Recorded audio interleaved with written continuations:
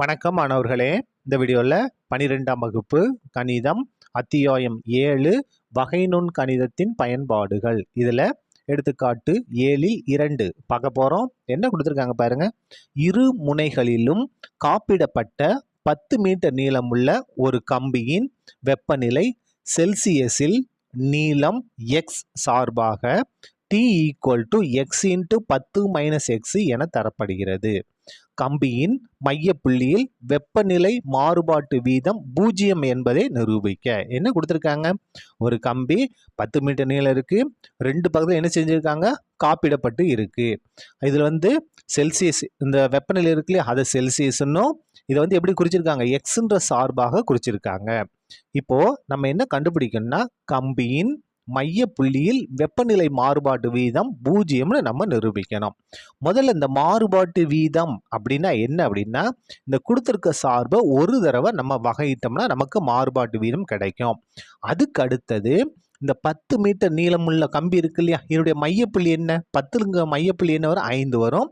எக்ஸுக்கு பதில் 5 பிரதிட்டோம்னா நமக்கு 0 ஈஸியா ஆன்சர் வந்துடும். சரியா? இப்போ பாருங்க, கொடுத்து இந்த இடத்துல எழுதுவோமா? T = x × 10 - x. T = x உள்ள பெருக்குங்க. எக்ஸையும் 10ஐயும் பெருக்குனா 10x - எக்ஸையும் பெருக்குனா x². வகையிடலாமா? எதை பொறுத்து? எக்ஸை பொறுத்து வகையிட. அப்போ dt/dx = 10 அப்படியே வந்துடும். எக்ஸை பொறுத்தே வகையிட்டா 1 மைனஸ் இதை வகையிட போகிறோம். அப்போ என்ன செய்வோம்? அடுக்கை முன்னால் கொண்டு வந்துட்டு அந்த அடுக்குலேருந்து 1 மைனஸ் பண்ணணும். அப்போ 2ல் 1 மைனஸாக 1 தான். திரும்ப நம்ம எக்ஸை வகையிடணும். எக்ஸை பொறுத்தே வகையிட்டா 1 தான். அப்போ என்ன வருது பாருங்கள்? 10 × 10 மைனஸ் 2 எக்ஸையும் 1ஐயும் பெருக்கினா 2x. இதான் என்னது?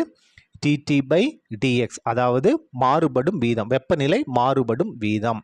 இப்போ பாருங்க, 10 இருக்கு இல்லையா, கம்பியோட நீளம் 10 மீட்டர். அப்போ மைய புள்ளினா 5. அப்போ பாருங்க, x = 5ன்னு நம்ம பிரதியிட போகிறோம்.